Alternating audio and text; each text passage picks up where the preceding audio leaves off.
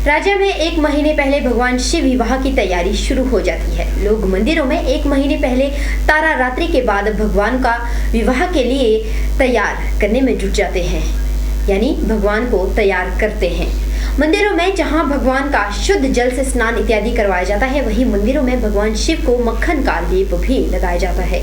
कहा जाता है कि मक्खन का लेप और वोटना इत्यादि से भगवान शिव को उसी तरह से सजाया जाता है जैसे कि एक दूल्हे को।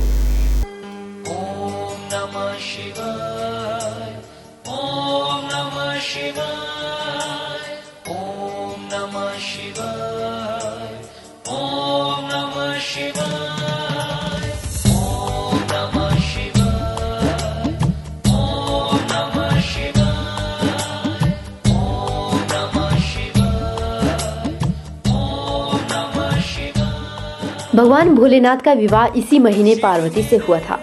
पार्वती माँ सती का ही रूप था। कहा जाता है कि जब सती माता ने क्रोध में आकर अपना देह त्याग किया था, उसके बाद राजा हिमालय की धर्मपत्नी ने माँ दुर्गा की तपस्या की थी और वरदान में माँ दुर्गा से महारानी ने कहा था कि मैं आपको अपनी पुत्री के रूप में पाना चाहती हूँ।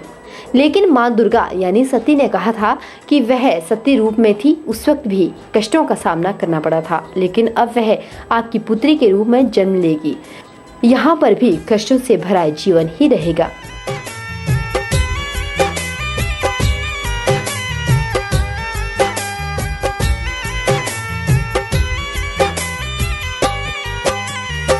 जन्म जन्म दी प्यासी नूसी जिस प्रीतम दी पाड़, जन्म जन्म दी प्यासी नूसी जिस प्रीतम दी पाड़, सदियां तो मैं प्रीता पाया शिव शंकर देना।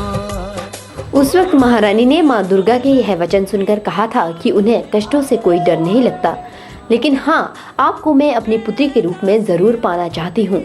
उनके इस तरह के वचन सुनकर माँ दुर्गा ने उन्हें आशीर्वाद दिया था, वह उनके घर में पुत्री के रूप में ही जन्म लेगी।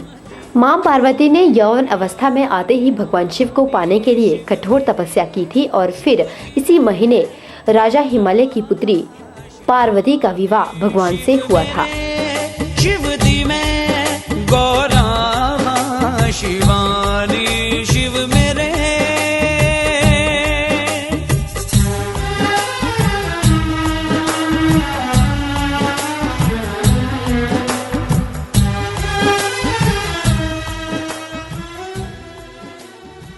कहा तो यह भी जाता है कि जो कोई भी भगवान शिव की पूजा इत्यादि सच्चे मन से इस महीने करता है और उनके विवाह में किसी प्रकार की अड़चन पैदा होती है, तो भगवान शिव और शक्ति दोनों अपने भक्तों को आशीर्वाद देते हैं और उनका विवाह जल्द हो जाता है।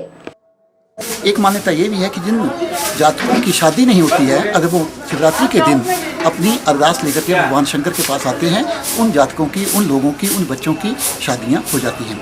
भगवान शंकर आदि देव हैं। वही लोगों का कहना है कि शिवरात्रि को लोग मंदिरों में आते हैं और उन्हें मंदिर में आकर शांति मिलती है। होता है शिवरात्रि वगैरह में हम आते हैं और बहुत अच्छा लगता है, हमें इस मंदिर में आके बहुत शांति मिलती है और शिव जी से जो भी मांगते हैं वो हमारी मनोकामनाएं पूर्ण होती है। अगर हम बात करें महंत की, तो उनका कहना है कि यह परंपरा प्राचीन समय से चलाई जा रही है, जिसे आज भी बखूबी निभाया जा रहा है। मक्खन जो है तारा रात्रि से चढ़ना शुरू होता है और तारा रात्रि उसको कहा जाता है जो मास की शिवरात्रि होती है, जो हर महीने में एक शिवरात्रि आती है, उसी को तारा रात्रि कहा जाता है। उस तारा रात्रि से मक्खन चढ़ना शुरू होता है और शिवरात्रि तक। ये पुराने समय से ही यहाँ मक्खन चढ़ना शुरू है, राजा के समय से।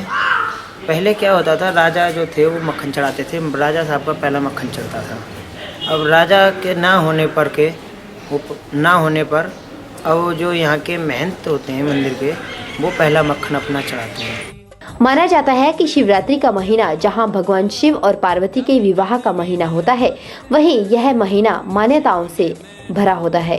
कहा तो यह भी जाता है कि इस महीने जो कोई भी शिव शक्ति की पूजा करता है, खासकर विवाहित जोड़ा, वह जन्मों जन्मों तक साथ रहते हैं। शिव शक्ति उन पर हमेशा अपना आशीर्वाद बनाए रखते हैं।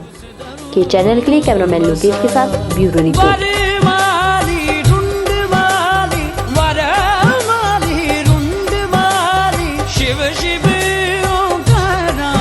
मैं तेरी रुदगानी शिव मेरे शिव दी मैं गौरा शिवानी शिव मेरे शिव दी मैं। धर्म में वक्त एक छोटे से ब्रेक के उस पर आपको बताएंगे कि कौन कौन से मंदिरों में मक्खन चढ़ता है और कौन से मंदिर में भगवान को वोटना लगाया जाता है।